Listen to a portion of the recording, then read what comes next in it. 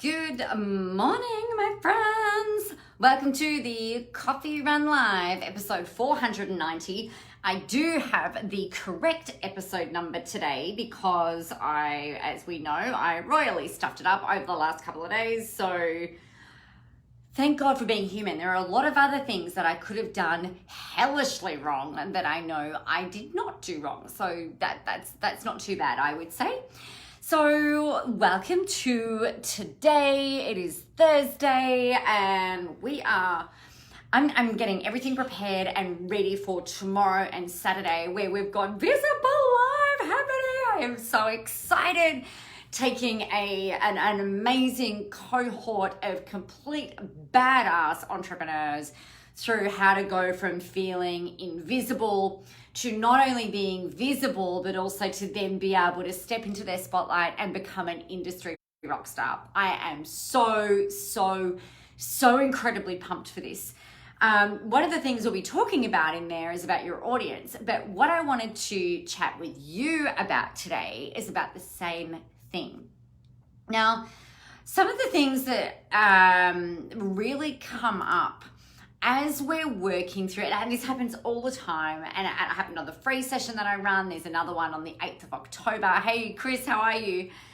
Where we get caught up in, we get caught up in this niching conversation where people will say to me, oh, but I don't work with men, or I don't work with women, or I work with men and women, or I don't really work with people who are, 25 years or younger, or more than 40, or older than 60, whatever the case might be.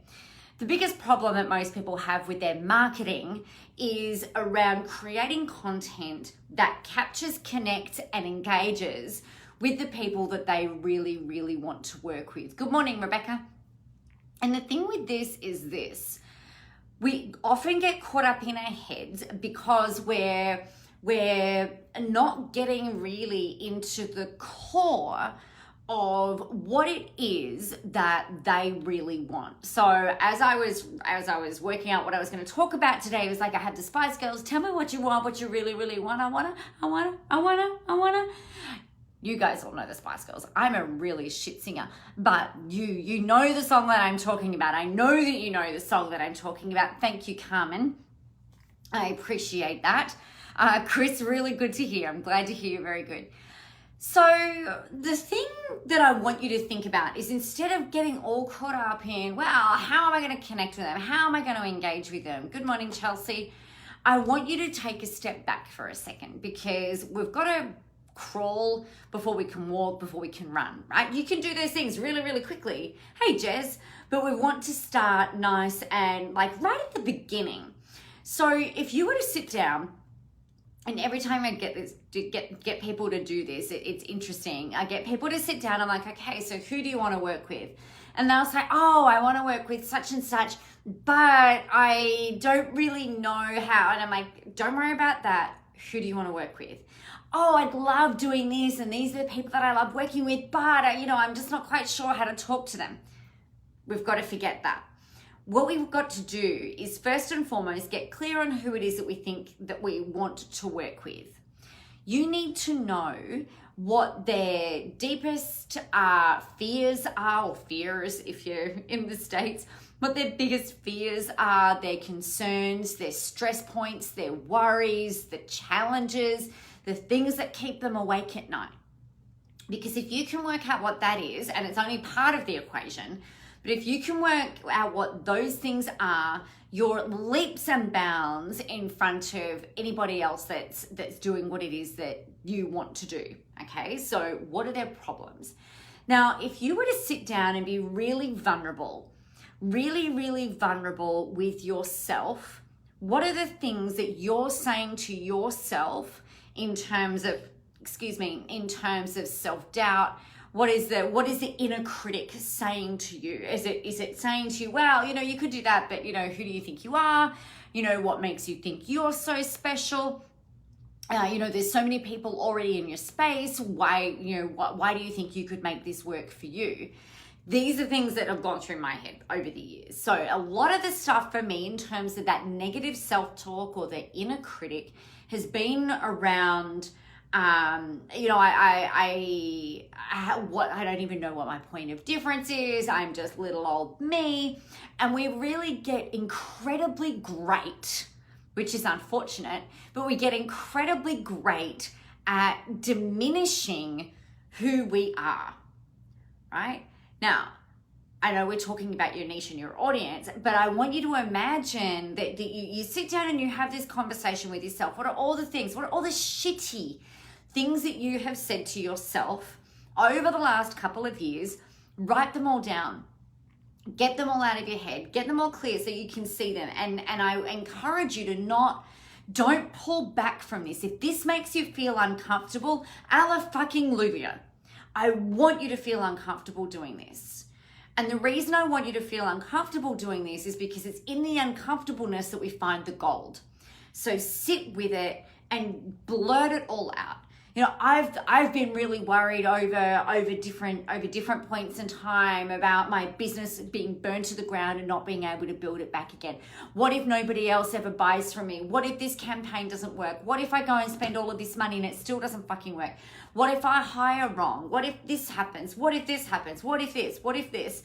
What if I don't get to ever do the things that I really want to be able to do? You know, what then? What does that mean? What if I have to go and get a fucking job? Ugh. You know, what does that mean? You know, my identity is so wrapped up in not only who I am, but how I am and how I do what it is that I do, that it would be devastating for me to not be able to do this work. So, you know, that's just a little bit of an insight into me. Like it would kill me. I'd hate it. I'd hate it so much. So sit down and write all of that stuff about you, because here's the thing. When we get into our audience, thinking in the minds of our audience, we tend to play it really safe. We tend to sit here and think at a very top level thinking. And that is really where it's like, wow, they're stressed, they're overwhelmed, they're a bit anxious, they're depressed, they're worried, they're concerned. Yeah, of course. Everybody gets like that at some points in time. Not all of those things, but lots of those things. You will find that the fears, the limiting beliefs, the worries, the stresses, and when you start digging down and digging deeper, they will actually be mirrored in your audience. Ow, I know. It's like this, it's really fascinating because the stuff, every time I've done this exercise with people, they get everything down. They're like, wow, okay, so now I'm thinking about my audience and the people that you really want to work with. A lot of this stuff rolls around in the back of their heads. Now, I don't really care whether you're trying to attract people who are multi-million-dollar business owners. They still have fears, doubts, worries, stresses, challenges, and stuff going on in their heads. They're human. So they still have inner critic stuff. They still have limiting beliefs. It's just how it works. So on your page, if you've got a two-page book, I'm sure you've got a book that's got more than 2 pages in it. But if you've got a big notebook and you open it up so that there's a blank page on each side, on the left-hand side, have all of these fears, challenges, everything that you could possibly think about for yourself, get them all written down. Then what I want you to do is on the right hand side, I want you to do the same thing, but the things that, like, right down there, the things that you deeply desire, the things that you really, really want, the things that you dream of, and the things that you have pushed down and squashed and gone, yeah, I love that. But, you know, I'm not real sure that I could actually do that. I'm not real sure that anybody would buy from me. You know, I want millions of dollars. I want to help millions of people. I want to create impact. I want to create change. I want to empower people. I want to motivate. I want to inspire. I want to do all of the things. Get all of that down. You know, you might be the person that's like, you know what, I just want to work 4 hours a day, 5 days a week, because that gives me freedom and joy and lights me up. And I can absolutely help millions of people in those 4 hours a day, 5 days a week, for example. You can make millions of dollars working 4 hours a day, 5 days a week, I promise. So often though, what we'll do is we'll push down those things that we want, because particularly here in Australia, we've got a really shitty ass tall poppy syndrome going on, where the second we see somebody, not everyone, The second we see somebody really gunning for it, really going for it, it's like, oh yeah, that's okay, but she doesn't have children. Or yeah, he's got millions of dollars of family money. Or yeah, but their kids have left home. Oh yeah, but they don't have children yet. Oh yeah, they've got all this energy because they're in their 20s. Oh yeah, like they can do that because blah, blah, blah. Bullshit. They can go out there and do all of that because that's what they've chosen to do, right? And they chose to not let, and I'm making some big assumptions here, but they're going out there and going after what it is that they want rather than allowing themselves or others squash their dreams. So if you were to sit down and work out what it is that you want, what is it that you want? Do you want to be front and center on stage? Do you want to be on camera? Did you think about what you wanted to do as a kid? That's a really great way of thinking about, the things that really light you up. I was reading a post of a friend of mine yesterday or the day before. Her name's Angela and lives in the States, and she was explaining her journey from being she was doing some coaching kind of coach marketing going back years ago. It was it was something like how to get more coaching clients or coaching school or something like that. And she said, really what she wanted, hi AJ, what she really wanted was, and what her background and what her history had been was in publishing books. And it was fascinating to me because I'm like, what is going on? Where is she going with this? And she said, she decided to, do the thing in the way that everyone else was doing it because that was the way to do the things, right? There was a huge push, and I haven't seen it being quite so prevalent of late, but there was a huge push around helping coaches get more clients. And it is still a big push, but it's a big, big thing, right? And that was the thing that everybody was doing. If you knew about marketing, it's like, all right, I'm going to teach you marketing so that you can get more coaching clients. I was absolutely on that bandwagon, but it became really flooded really quickly. And she's just going like, this is not lighting me up. I feel like a failure. This is not working for me. And so she pretty much turned it all off and went back to what it was that she loved, what she was really amazing at, what she was really good at. Hi, Steve. And what she decided to do was to create her own publishing house. Publishing was in her background. And she was helping people become authors, produce their books, get them out there. Hi, Novi. And really start to kind of like drive that. And for her, it was like she's gone from she's gone to great heights. She's moved forward in leaps and bounds is what I'm trying to say. But the thing is that if we think about the things that we dream about and then the things that we really want, but we kind of go, yeah, I don't know how to do that. I haven't got the right people around me to do that. I don't know where to find out this information. There's something that I really, really want, and I don't know how to make that happen. So at the moment, what I'm doing is I'm literally, this is where I'm at in my business right now at this very moment. I'm sitting here going, all right, so if I want to create that, and if I want to do that, what do I need to learn? And is there actually anything that I really need to learn? I don't know that I actually really need to learn anything, but I need different people around me. Hi, Linda. I need to find some people to help me do the things that I really want to do, because that's not my jam. I don't know how to do that. So for your audience, what is it that they really want? And how do you fit in to what it is that they want? And how can you help them get that? So on the right-hand side, on the left-hand side of your page, remember you've got all of this thing where they're at right now. Their problems, their challenges, the things that frustrate them, the things that frustrate the shit out of them.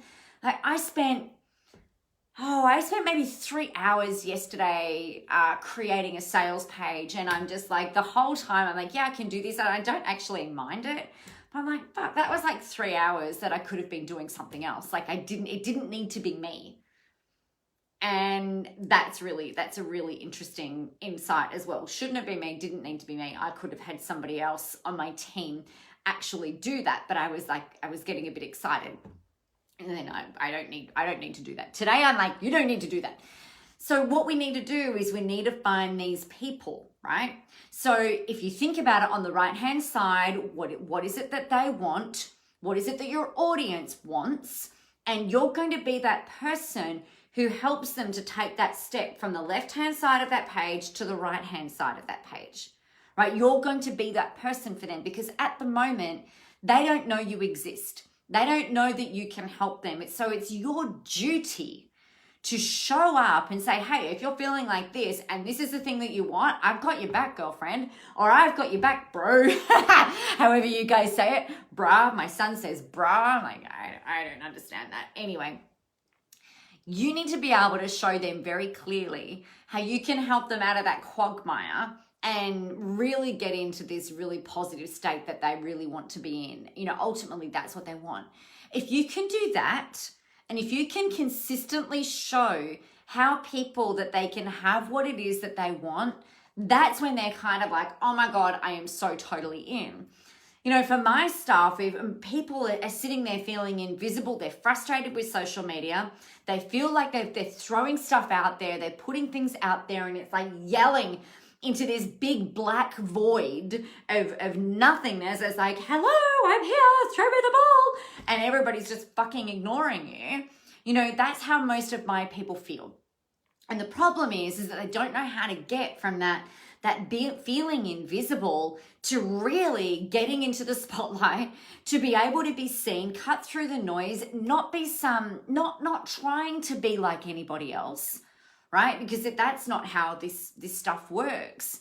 They just know that they can have, if they've got a vehicle of being able to be more visible, create more impact, help more people, then that will equate to you guys creating freedom, choice, lifestyle, being, you know, rich, famous, whatever it is that you want, wealthy, being able to give and do more and be generous. You know, I think ultimately the people that I work with and the people who are in my community, that's what we all want. We want to help more people.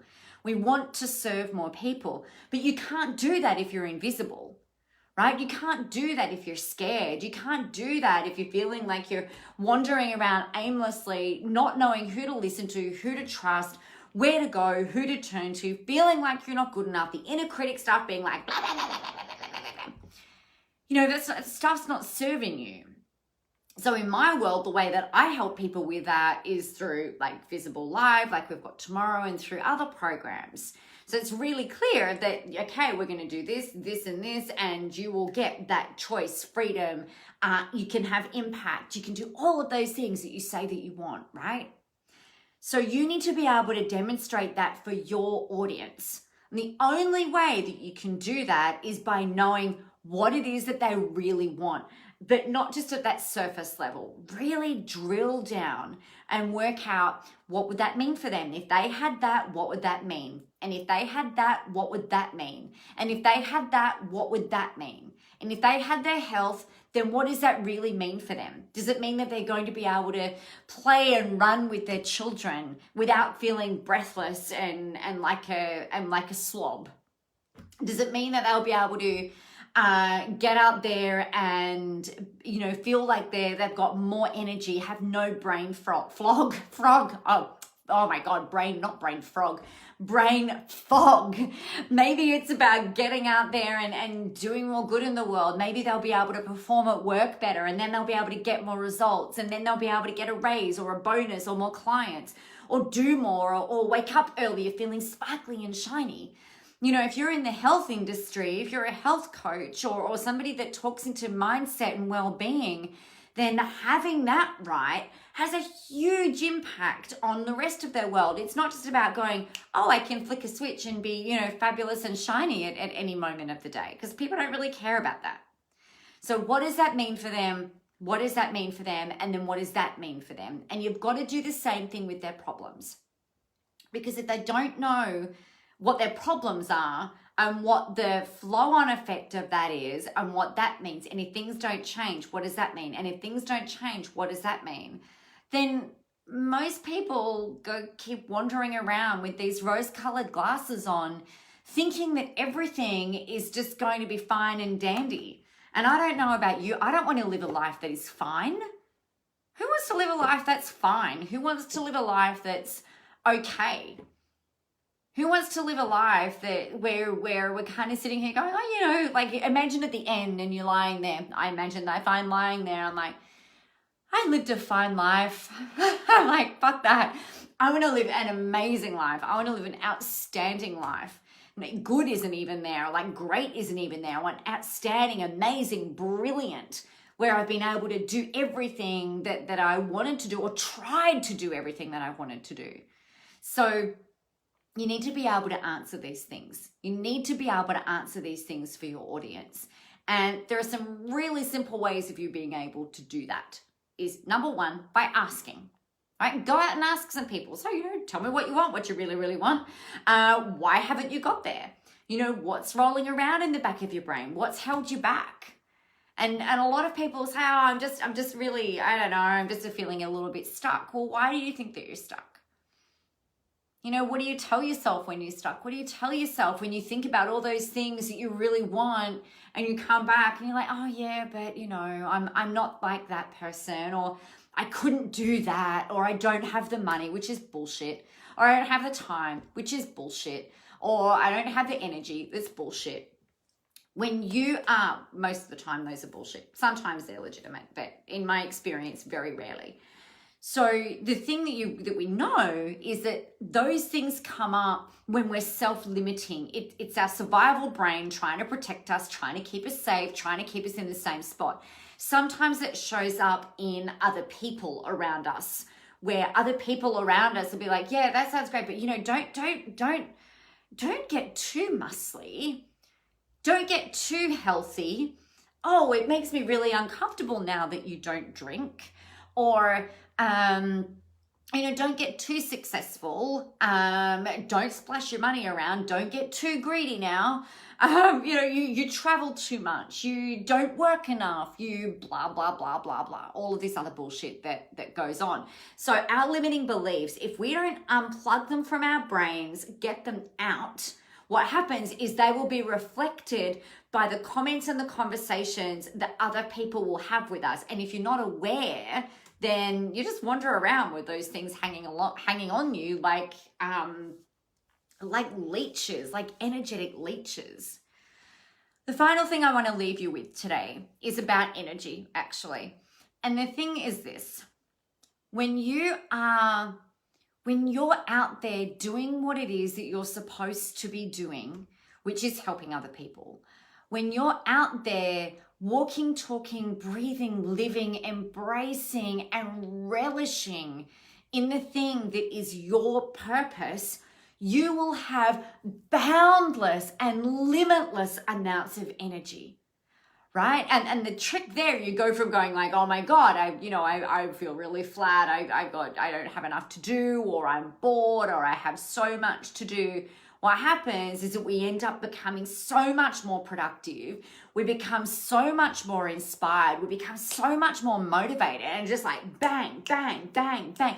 You will punch out your blogs, your topics, your live streams, your trainings, the ideas when you finally let all that shit go and you just throw yourself completely into living the life that you deserve to live, living your purpose, working your purpose, showing up for the people that you want to help. You will be on fire and become unstoppable.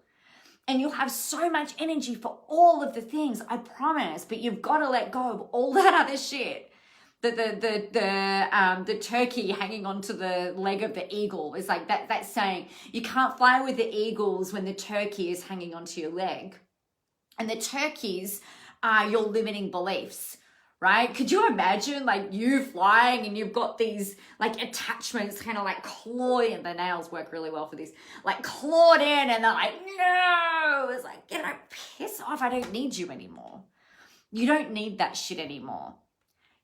Now, the other thing that I wanted to leave you with, when you do this for you, when you sit down and you work out all of your bullshit, all of the beliefs, all your self-talk, all that self-critic stuff, and I know because I do this all the freaking time, so I'm not just saying for you to do something that I don't do, right? I always do the work that I'm telling you to do. It's always stuff that I've done for myself and that I'm doing with clients every time.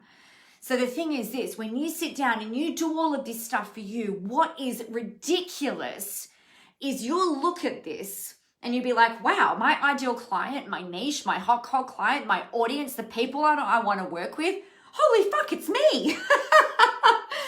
Right? Maybe going back a year ago, 2 years ago, 3 years ago, 5 years ago. But when you sit down and do this, it's like, oh my God, this is really crazy.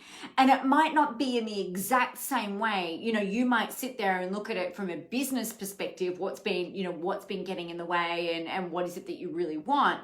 But then you look at it through the eyes of your audience and they will be mirrored, but in the thing that you help them with. So your business stuff is mirrored in health. Your money stuff is mirrored in relationships. Everything is a mirror for everything, but is also into the audience as well. And that's where the power is. Your marketing will become absolutely unstoppable. It'll cut through, it'll ring through like a dog whistle to a dog, straight into the hearts, minds, and souls of the people that are destined to work with you and be helped by you. But you've got to get out of your own way. So that's what I wanted to leave you with today. As you can tell, I'm really pumped. I'm really excited. This is one of my favorite things to talk about. Actually, everything is my favorite thing to talk about. So if this has been helpful, please let me know. I would very, very much appreciate it. I trust that you will have an amazing day. For those of you who are joining us tomorrow, I can't wait to see you guys. And we're going to spend 2 days creating absolute magic for your marketing, for your audiences, and you will absolutely become unfreaking stoppable. So have an awesome and amazing day. Get out there, go help some people. Remember to have fun while you're doing it. And remember, the world is ready for your brand of awesome. Have fun, everyone. I'll see you tomorrow.